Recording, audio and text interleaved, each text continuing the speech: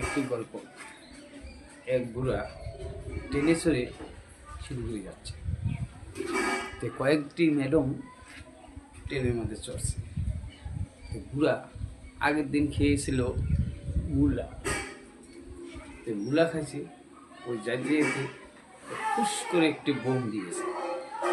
তো ম্যাডামগুলো বলতেছে, দাদু এটা ভালো হচ্ছে না।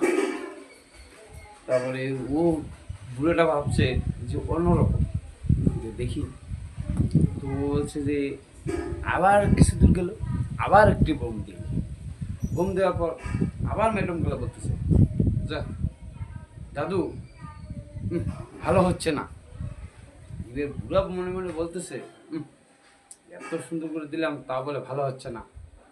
পরবর্তী আবার কিছু দূর যায়, এমন জোরে দিছে নিচে দিয়ে কাপড় একটা সব শেষ। তারপরে ম্যাডাম বলতেছে, এটা কি হলো? কয়, হ্যাঁ এত ভালো করে দিলাম আর তাও ভালো হচ্ছে না, আমার এখন কাপড় চোপড় নষ্ট হয়ে গেল। ম্যাডাম বলতেছে, হ্যাঁ